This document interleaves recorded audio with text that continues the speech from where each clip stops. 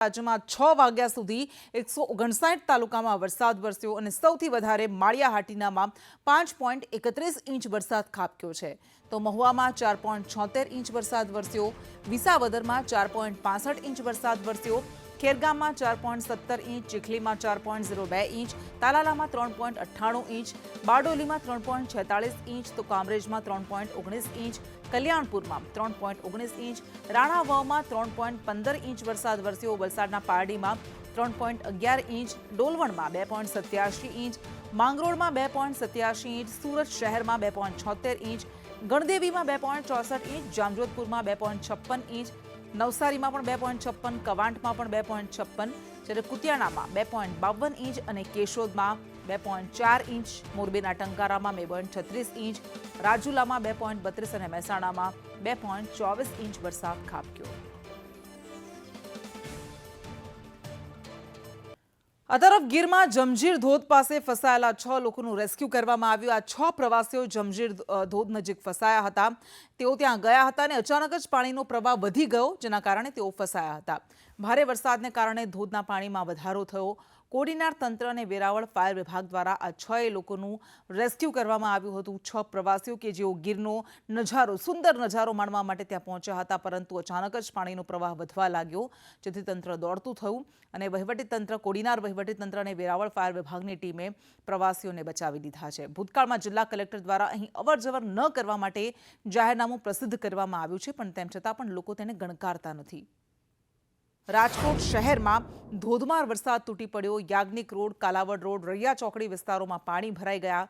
Jamnagar road, Railnagar, પોપટપરામાં પણ પાણી ભરાયા. Kuvadva road, university road, Mavdi, નાના મવા, 150 ફૂટ રિંગ રોડ, આ બધા જ વિસ્તારોમાં પાણી ભરાઈ ગયા હતા. અહીંયા તો કેટલા ટાઈમથી કેટલું પાણી ભરાય છે, અહીંયા બહુ જાજો ટાઈમ થઈ ગયો છે અને બહુ કે બધું જો ઉપલો વિસ્તારનું પાણી બધું નીચે જાય છે. આ બધું જે ઝાડનો વિસ્તાર છે એના કારણે કોઈ વ્યવસ્થા પાણી નિકાલ નીકળે. ગમે એટલે થોડોક વરસાદ આવે તો અહીંયા અંદર ખાચામાં બધે પાણી ભરાઈ જાય છે. આરએમસી વાળાને 2 નંબર વોર્ડમાં જરાય રસ જ નથી. કોઈ દી જોવાય નથી આવતા અહીંયા પાણી કેવું ભરાઈએ કેવું નહીં. કોઈ રાઉન્ડ મારવાય નથી આવતું કે ખાલી કોકને પૂછવા આવે કે શું હે શું નહીં. અત્યાર લગી ચોમાસામાં જેટલા ચોમાસા આવ્યા છેલ્લા 9 વર્ષથી અમે એમને જોવી. આ તો હજી આટલો વરસાદ છે, આટલા વરસાદમાં અમારા ગોઠણ લગી પાણી આવી ગયું. આવી જાય ભાઈ, દર વખત નથી અમારું આંગણા સુધી નહીં, ઘરમાં અમારે આવી જાય. અમારે આટલા વરસાદ 1 ઇંચે ન પડ્યું હોય રાજકોટમાં, અને આટલો આવે પાણી, તમે જોઈ લ્યો કે અમે હેરાન થઈ જાય. રાજકોટ શહેરમાં ધોધમાર વરસાદ તૂટી પડ્યો. યાજ્ઞિક રોડ, કાલાવડ રોડ, આ બધા જે વિસ્તારો છે, જામનગર રોડ, રેલનગર, પોપટપરામાં વરસાદી પાણી ભરાઈ ગયા હતા. કાળા ડિબાંગ વાદળો છવાયા હતા અને ત્યારબાદ વરસાદ ત્રાટક્યો હતો. વાતાવરણમાં ઠંડક પ્રસરી, કારણ કે ઉકળાટ અને બફારાથી લોકો ત્રસ્ત થઈ ગયા હતા, પણ નીચાણવાળા વિસ્તારોમાં પાણી ભરાઈ ગયા, જેના કારણે લોકોને હાલાકી પડી. આ તરફ રાજકોટના ઉપલેટામાં પણ વરસાદ વરસ્યો. મોટી પાનેલી ગામે ધોધમાર વરસાદ ખાબક્યો હતો. ભારે વરસાદથી રસ્તા પર પાણી ભરાઈ ગયા. વાવણીલાયક વરસાદથી લોકોમાં ખુશી જોવા મળી રહી છે. તો આ દ્રશ્યો મેં આપને બતાવી રહ્યા છે. રાજકોટનો શહેરી વિસ્તાર હોય કે પછી રાજકોટના ગ્રામ્ય વિસ્તારો, બંનેને આજે મેઘરાજાએ બરાબર ઘમરોળ્યા છે. વિસાવદરમાં મેઘરાજાની ધમાકેદાર બેટિંગ જોવા મળી. 2 કલાકની અંદર 4 ઇંચ વરસાદ ખાબક્યો અને વિસાવદરને ઘમરોળ્યું. મોણિયા, મોણપરી, માંડાવડ, સરસાઈ, કાલાવડ, લાલપુર, આ બધા જ ગામમાં આજે સારો એવો વરસાદ ખાબક્યો હતો, જેના કારણે ખેડૂતોમાં હરખની હેલી જોવા મળી રહી છે, કારણ કે આ સારા વરસાદની તેઓ રાહ જોઈને બેઠા હતા અને આખરે એ રાહનો અંત આવ્યો છે. મન મૂકીને મેઘરાજા વિસાવદરના ગ્રામ્ય વિસ્તારોમાં વરસ્યા છે. રસ્તા પર તો જાણે કે નદીઓ વહેતી હોય એવા દ્રશ્યો સર્જાયા, જેમ આપણે સ્ક્રીન પર બતાવી રહ્યા છીએ.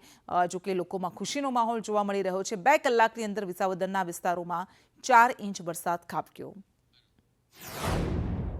નવસારી જિલ્લા વહીવટીતંત્રની ગંભીર બેદરકારી સામે આવી છે. પાણી ભરાયું છે, તેમ છતાં પણ તંત્ર બેરિકેડિંગ કરવાનું ભૂલી ગયું. પરિસ્થિતિનો ખ્યાલ ન આવતા ટેમ્પો ચાલક ફસાઈ ગયો હતો. ટેમ્પો ચાલકને ડૂબેલા ટેમ્પોમાંથી બહાર કાઢવામાં આવ્યો. બાળકો પણ જોખમી રીતે ડૂબકી લગાવતા નજરે પડ્યા. તો આ દ્રશ્યો, આ નવસારીના દ્રશ્યો છે કે જેમાં એક ધસમસતા પાણીના પ્રવાહમાં આ પાણી ત્યાં ભરાયેલું હતું અને ત્યાં ટેમ્પો ચાલકને ખબર ન પડી અને તે ત્યાં જતો રહ્યો હતો. જોકે અહીંયા વાહન ચાલકોએ પણ થોડી સાવચેતી રાખવાની જરૂર છે, કારણ કે કોઈ પણ પ્રકારનું આવું પગલું એ જોખમી સાબિત થઈ શકે છે, જીવ પણ લઈ શકે છે. તો નવસારીના બિલીમોરામાં ભારે વરસાદ વરસ્યો. ભારે વરસાદને પગલે ગણદેવી નદી બે કાંઠે વહેતી થઈ. કાવેરી નદીમાં પાણીની આવક વધી. નદીના પાણી બિલીમોરા શહેરમાં ઘૂસી ગયા. બિલીમોરાના દેસરા વિસ્તારમાં પાણી ભરાયા. પરિણામે 70 લોકોને સલામત સ્થળે ખસેડવામાં આવ્યા. તેમનું સ્થળાંતર કરવામાં આવ્યું. તો દક્ષિણ ગુજરાતના દ્રશ્યો અમે આપને બતાવી રહ્યા છીએ. નવસારી હોય કે પછી વલસાડ હોય, વલસાડના પારડીમાં પણ ધોધમાર વરસાદ ખાબક્યો હતો. પાણિયા સ્ટેશન રોડ પર એક કાર ચાલક ફસાઈ ગયો હતો. આખરે સ્થાનિકોએ કાર ચાલકને સલામત રીતે બહાર કાઢ્યો. પૂર્ણિયા સ્ટેશન રોડ પર ખાડીના પાણી ફરી વળ્યા છે. એટલે આ તસવીરો, આ દ્રશ્યો આપણે બતાવી રહ્યા છે વલસાડની છે, કે જ્યાં પારડીમાં પણ વરસાદી પાણી ભરાઈ ગયા હતા. કમરસમાં પાણી ભરાઈ ગયા હતા અને આ પાણી વચ્ચે એક કાર ચાલક ફસાઈ ગયો હતો. જોકે સમય સૂચકતા વાપરીને સ્થાનિકોએ કાર ચાલકને બહાર કાઢી લીધો હતો, પરંતુ ત્યાં સુધીમાં એવી ઘણી બધી ઘટનાઓ સામે આવી છે કે જેમાં લોકોના જીવ પણ ગયા હોય. તો આ બીજા દ્રશ્યો જે આપણે બતાવી રહ્યા છે વલસાડના પંચલાઈ ગામના દ્રશ્યો છે, કે જ્યાં વરસાદથી રસ્તા ધોવાઈ ગયા. ટેકરી ફળિયા નજીક ખાડીના પાણી ફરી વળ્યા, જેના કારણે લોકોને પારાવાર મુશ્કેલીઓ પડી રહી છે. વાલીઓએ બાળકોને ખભા પર બેસાડીને ખાડી ઓળંગવી પડી છે, કારણ કે જેમને સ્કૂલે જવું પડે છે એમની પાસે કોઈ વિકલ્પ નથી. આવી રીતે સ્થાનિકો બાળકોને ખભા પર બેસાડીને ખાડી ક્રોસ કરાવી રહ્યા છે. મહેસાણાના મોઢેરા રોડ પર પાણી ભરાઈ ગયા. સ્વામિનારાયણ મંદિર, કાવેરી સ્કૂલ પાસે પાણી ભરાઈ ગયા હતા, જેના કારણે સ્થાનિકો અને વાહન ચાલકોને મુશ્કેલી પડી. વર્ષો જૂની સમસ્યા છે. સ્થાનિક લોકોએ વારંવાર રજૂઆત કરી છે, પણ કોઈ નિરાકરણ આવ્યું નથી અને પરિણામે તેઓ દર વર્ષે પરેશાન થાય છે. વરસાદી પાણીમાંથી પસાર થવા માટે મજબૂર બને છે. ટ્રાફિક જામના દ્રશ્યો પણ સર્જાયા.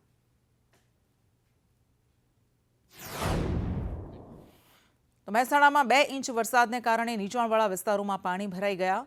મોઢેરા બસ ટર્મિનલમાં પાણી ભરાતા હાલાકી પડી. મુસાફરોને મુશ્કેલીનો સામનો કરવો પડ્યો. તો આ દ્રશ્યો, અહીંયા કરોડોના ખર્ચે બસ ટર્મિનલ બનાવી દેવામાં આવ્યા છે, પણ તેમ છતાં પણ પાણી ભરાય છે. બપોર બાદ 2 ઇંચ વરસાદ મહેસાણામાં ખાબક્યો હતો અને બસ ટર્મિનલમાં પાણી ભરાઈ જતા રાહદારીઓ, મુસાફરો મુશ્કેલીમાં મુકાયા હતા. પાટણ શહેરમાં ધોધમાર વરસાદથી પાણી. પદમનાથથી રામનગરને જોડતો માર્ગ પાણીમાં ગરકાવ થઈ ગયો. નગરપાલિકાની પ્રી મોન્સૂન કામગીરીની વાતો ફરી એક વખત અહીંયા પોકળ સાબિત થતી દેખાઈ રહી છે. રોડ પર પાણી ભરાતા વાહન ચાલકો મુશ્કેલીમાં મુકાયા.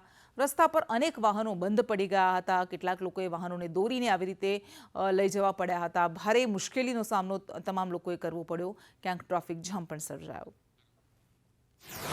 અને હવે વાત એ સુરતની, કે જેની ખાડીપુરના આફતે સુરત બદલી નાખી છે. સુરતમાં પર્વત ગામમાં ખાડીપુરના પાણી આજે 4 દિવસ વીત્યા, પણ તેમ છતાં ઓસરવાનું નામ નથી લેતા. અનેક સોસાયટીઓ હજુ પણ ખાડીપુરની પાણીમાં ગરકાવ છે. પર્વત ગામના લોકોમાં ભારે રોષ પ્રવર્તી રહ્યો છે. તેઓ કહી રહ્યા છે છેલ્લા 3 દિવસથી પાણી ભરાયું છે, મત જોઈએ છે પરંતુ કામ નથી કરવું. સુરત મનપા તંત્ર અને નેતાઓ જવાબદારીમાંથી ભાગી રહ્યા છે.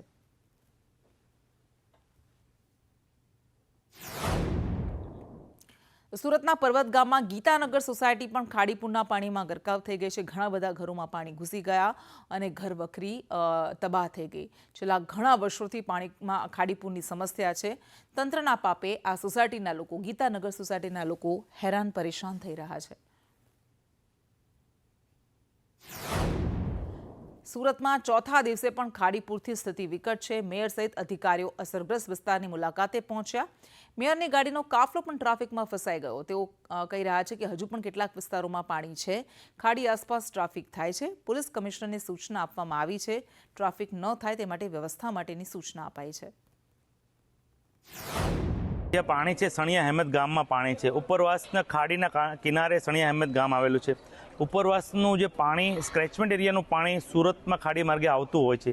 એના હિસાબે તે વિસ્તારમાં સણિયા અહેમદ ગામમાં નીચા વિસ્તારમાં થોડું પાણી ભરાયેલું છે. એ પણ બપોર પછી પાણી ઉતરી જશે. ત્યાં પણ બપોર પછી સફાઈની ટીમને કહી દીધું છે કે ત્યાં પણ સફાઈ થઈ જાય. આ વિસ્તારમાં જે ટ્રાફિકનો પ્રશ્ન છે, એટલે કમિશનરશ્રીને પણ સૂચના આપી છે કે ટ્રાફિકનું મોનિટરિંગ કરી અને કોઈ પબ્લિકને અગવડ ન પડે તેવું આયોજન કરવા પણ સૂચના આપી છે. અમરેલીના રાજુલામાં પણ ધોધમાર વરસાદ ખાબક્યો. રાજુલા શહેર અને નેશનલ હાઈવે પર વરસાદ વરસ્યો હતો, જેના કારણે ભાવનગર સોમનાથ નેશનલ હાઈવે પર પાણી ભરાઈ ગયા.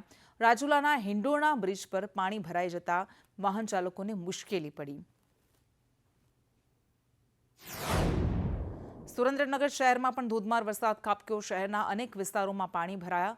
સતત 1 કલાકથી અવિરત વરસાદ વરસ્યો. પાણી ભરાતા લોકોને પારાવાર મુશ્કેલીઓ વેઠવી પડી. શહેરના અનેક નીચાણવાળા વિસ્તારો પાણીમાં ગરકાવ થઈ ગયા છે.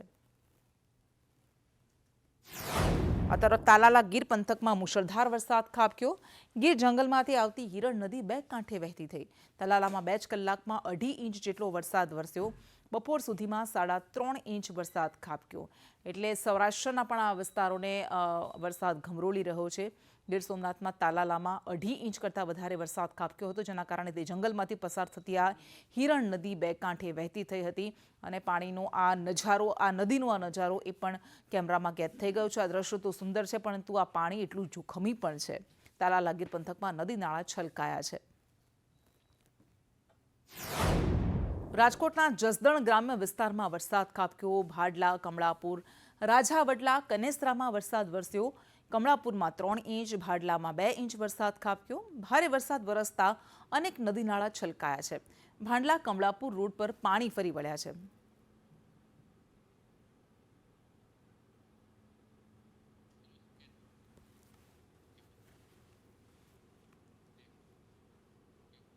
અને આવતીકાલે 148મી જગન્નાથજીની રથયાત્રા નીકળવાની છે, ત્યારે પ્રધાનમંત્રી નરેન્દ્ર મોદીએ પરંપરા જાળવી રાખી.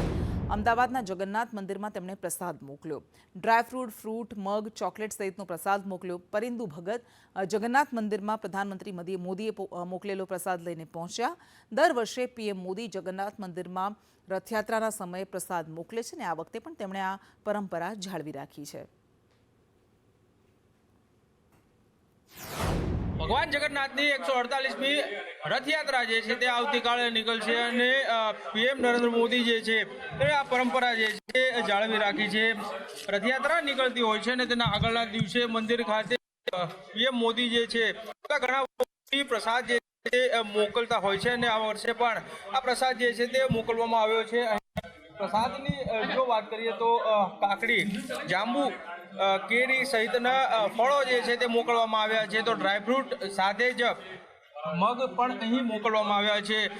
રથયાત્રાના દિવસે પ્રસાદીમાં મગ જે છે તે લોકોને આપવામાં આવતા હોય છે અને આ પ્રસાદ રૂપે પીએમ મોદી જે છે તેણે આ પ્રસાદ જે છે તે અહીં મંદિર ખાતે મોકલ્યો છે.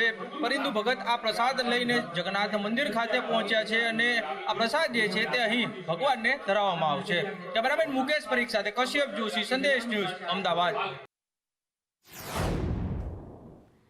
તો અમદાવાદમાં ભગવાન જગન્નાથજીની 148મી રથયાત્રા આવતીકાલે નીકળવાની છે. તે પહેલા આજે ભગવાનને આંખના પાટા ખોલવામાં આવ્યા અને ભગવાને સોના વેશમાં દર્શન આપ્યા હતા. સવારે ભગવાનના સોનાના ઘરેણાનું પૂજન કરવામાં આવ્યું હતું અને ત્યારબાદ ભગવાનને સોનાના ઘરેણાથી સજ્જ કરવામાં આવ્યા અને ત્યારબાદ સોના વેશમાં ભગવાનની પૂજન વિધિ કરવામાં આવી. વિવિધ મંત્રોચ્ચાર સાથે પૂજન વિધિ કરાઈ હતી. મોટી સંખ્યામાં ભક્તો ભગવાનના દર્શનાર્થે ઉમટ્યા. નાચ, ગાન, ઢોલ, નગારા સાથે મંદિરમાં રથયાત્રાના આગલા દિવસે ભક્તિમય માહોલ સર્જાયો હતો.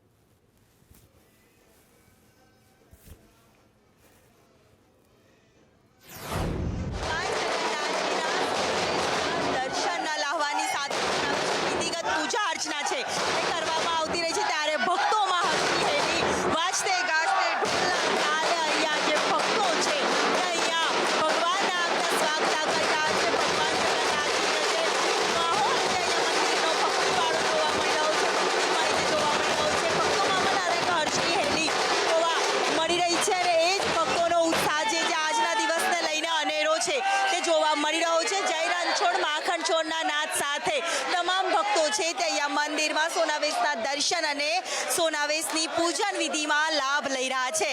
કેમેરામેન પુખરાજ શર્મા સાથે દિવ્યા ચૌહાણ, સંદેશ ન્યૂઝ, અમદાવાદ. તો ભગવાનના સોના વેશની પૂજન વિધિ કરવામાં આવી અને એ સમયે કેટલો ઉત્સાહ ઉમટ્યો હતો. ભક્તોનું ઘોડાપુર ઉમટ્યું હતું. ઢોલ નગારાના નાદ સાથે, ઢોલ નગારાના તાલે આ પૂજન વિધિ કરવામાં આવી હતી અને ત્યારબાદ દર્શનાર્થે મોટી સંખ્યામાં ભક્તો ઉમટી પડ્યા હતા. આવતીકાલે 148મી રથયાત્રા ભગવાન જગન્નાથજીની અમદાવાદમાં નીકળવાની છે અને એ પહેલાં જ્યારે સોના વેશમાં ભગવાનના દર્શન કરવામાં આવ્યા લોકો દ્વારા, ત્યારે ઉત્સાહ સમાતો નહોતો તેમના હૈયામાં. સોનાવેશની પહેલાં પૂજન વિધિ કરવામાં આવી હતી અને ત્યારબાદ ભગવાનના દર્શન કરવા માટે ભક્તો ઉમટી આવતા. આ બધી જ એ પરંપરાઓ છે. આવતીકાલે 148મી રથયાત્રા નીકળશે, પરંતુ એ પહેલાં 1 મહિનાથી જ અલગ અલગ વિધિ શરૂ થઈ જાય છે, અલગ અલગ પરંપરાઓ શરૂ થઈ જાય છે અને ભક્તો એમાં દરેક પરંપરામાં ઉત્સાહભેર ઉમટતા હોય છે, ભાગ લેતા હોય છે. આજે તડામાર તૈયારીઓ થઈ રહી છે, આખરી ઓપ આપવામાં આવી રહ્યો છે તૈયારીઓની સુરક્ષાને લઈને પણ અને તમામ વિધિ વિધાનને લઈને પણ. ભગવાને સોના વેશમાં ભક્તોને દર્શન આપ્યા ત્યારે ભક્તો મોટી સંખ્યામાં તો ઉમટી પડ્યા હતા અને આવતીકાલે જ્યારે ભગવાન જગન્નાથની રથયાત્રા નીકળશે અમદાવાદના પારંપરિક રૂટ પર, ત્યારે પણ મોટી સંખ્યામાં ભક્તોનું ઘોડાપૂર થશે. આમ આદમી પાર્ટીના બોટાદથી ધારાસભ્ય ઉમેશ મકવાણા કે જેમને પાર્ટીમાંથી સસ્પેન્ડ કરી દેવામાં આવ્યા છે, અને એની પાછળનું કારણ એ છે કે તેમણે પાર્ટી વિરુદ્ધ કેટલીક ગતિવિધિ કરી હતી, પ્રવૃત્તિ કરી હતી તેવો આરોપ મૂકવામાં આવ્યો છે. ઈસુદાન ગઢવીએ કહ્યું કે અમને ઘણી બધી ફરિયાદો મળતી હતી ને એટલા માટે આ પગલું લેવું પડ્યું છે, પરંતુ ભારતીય જનતા પાર્ટી એ ઉમેશ મકવાણાને ભડકાવવાનું કામ કરી રહી છે અને એટલા માટે એમને સસ્પેન્ડ કરવામાં આવ્યા છે. જો કે પહેલાં જ ઉમેશ મકવાણાએ વિધાનસભામાં એમના પાર્ટીના દંડક પદેથી રાજીનામું આપી દીધું હતું. જોકે તેમણે કહ્યું હતું કે હું પક્ષનો માત્ર કાર્યકર્તા રહીશ, પણ એમની નારાજગી, એમનો અસંતોષ છેલ્લા કેટલાય સમયથી જાહેર થયો હતો અને ખાસ કરીને હજુ તો 3 દિવસ પહેલાં આમ આદમી પાર્ટી જીતી હતી વિસાવદરમાં, ગોપાલ ઇટાલિયા જીત્યા હતા, એ ઉજવણીમાં વ્યસ્ત હતી અને ત્યાં આ એક મોટો ઝટકો લાગ્યો છે. જાતિવાદી રાજનીતિના આક્ષેપ તેમણે લગાવ્યા છે.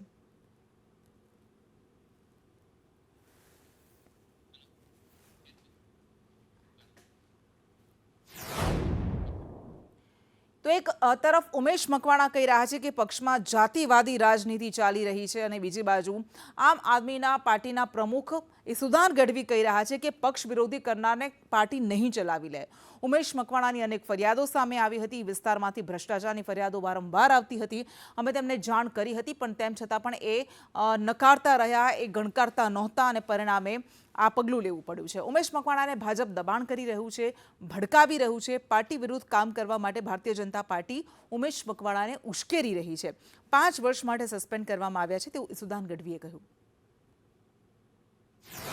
પાર્ટી વારંવાર એમને કહેતી હતી કે વિસ્તારમાં રહો, વિસ્તારમાંથી કેટલાય લોકોનો પણ ફરિયાદો આવતી હતી, વિવિધ પ્રકારની ફરિયાદો આવતી હતી, ભ્રષ્ટાચારની ફરિયાદો આવતી હતી. પાર્ટી એમને વારંવાર ચેતવ્યા છે, પણ બીજેપી ગંદી રાજનીતિ કરી રહી છે. ભાજપ છે એમણે ઉમેશ મકવાણાને સાંધી લીધા છે અને પાર્ટી વિરુદ્ધ સતત એક્ટિવિટીઝ, એન્ટી પાર્ટી વિરુદ્ધ એક્ટિવિટીઝ કરવા માટે સતત ભાજપ છે એમને પ્રયાસ કરાઈ રહી છે.